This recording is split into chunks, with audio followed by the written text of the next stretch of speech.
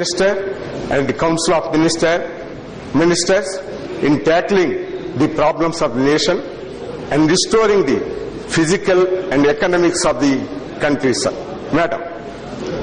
At the same time, madam, country is facing a lot of problems.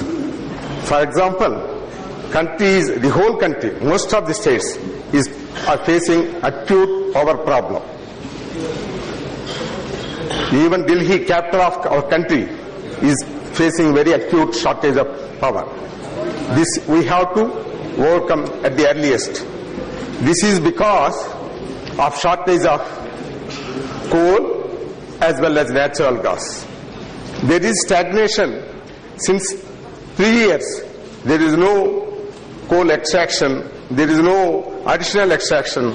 That's why all the power projects based on coal are idle. Most of the states, they are facing the problem. Again, natural gas also, madam. Natural gas also is of shortage. Many projects, power projects have been started based on natural gas. For example, in Krishna Godavari Basin, except one company, the other 3 companies who have been allotted, they are not producing even a single cubic meter of gas, and no action is being taken by the government. Same way, in infrastructure, for example, national highways, all projects have come to a standstill because there was no decision at all. There is nobody who can take decision. At least people are expecting the new government to take fast decisions to complete the projects. They have come to a standstill, madam. All the PPP, public-private participant holders, are at the verge of collapse. Banks are going to be, NPA, people are going to, NPA accounts are going to be many. That's why this has to be rectified. Proper decisions, right decisions at right time have to be taken. Otherwise, all infrastructure companies are in doldrums. Many contractors at the edge of collapse, madam. That's why I request the union government to take action on that and kindly give necessary decisions at the earliest. Same way, many problems are being faced by the country.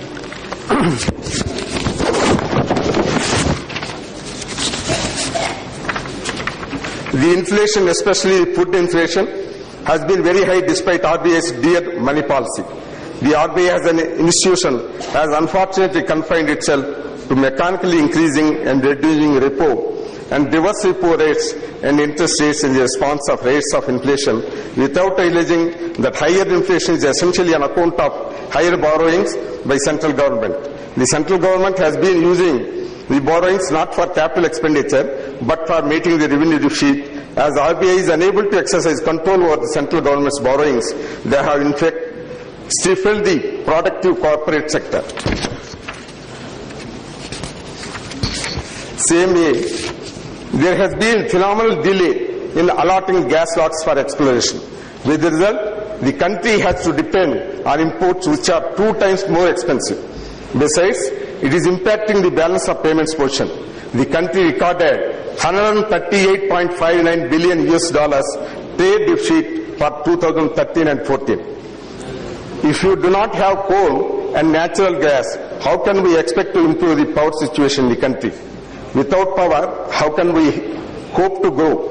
And without growth, where is the social equity? If you are importing goods that can be manufactured within India, we are not only losing foreign exchange, but also we are importing unemployment into the country. The country is in dire straits. We have to give push to the economy. The aid of the hour is growth with equity. The faster economic growth is the only remedy for faster reduction of poverty in exomatic. We need governance. Let us all work together in this great endeavor for getting our political differences, forgetting our political differences. If we fail now, the people that have sent us here will never forgive us. Yes. The government should show boldness and courage by trying to secure political consensus for resolving the border disputes with China, which is presently sitting on 3.2 trillion US foreign exchange reserves awaiting investments. Similarly, Japan is also a potential investor with its 1.7 trillion US dollars foreign exchange reserves. We all should collectively improve image of India as best destination for investments by eliminating the red tape and corruption at all levels. When there are so many important issues, the Andhra Pradesh first linguistic state has been divided, madam. Yes. Against all the norms. But having divided the state, we have many problems. Both maybe Telangana and Andhra also. That's why I request the government to kindly ensure that all promises made in AP Reorganization Act in 2014, along with assurances given by the then PM Dr. Manmohan Singh ji, are honored. Also, we request the government of India to increase the special status given to Andhra Pradesh to extend 20 years instead of 5 years. Yes. Both Telangana and Andhra Pradesh have to be given incentives for rapid development. It may be please recall that this very parliament had brought into book the anti-defection law to curb opportunistic floor causing and thereby had restored the decency and decorum of the democracy.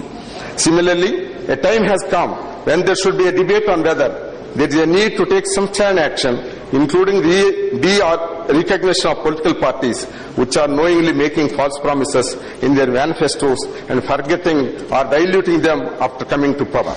It is relevant to recall that Honorable Supreme Court in a recent case observed that unimplementable promises by political parties in their election manifestos shake the roots of free and fair polls. In the light of this, I request the Honorable Prime Minister, who himself is against making false promises in the manifestos, to take the matter forward to its logical conclusion by bringing about appropriate legislation. So, Yes. in the end, Madam, on behalf of my party, Yes. I would like to assure our support to government on every matter concerning public good. Thank you. Thank you, Madam. Thank you very much. Thank you very much.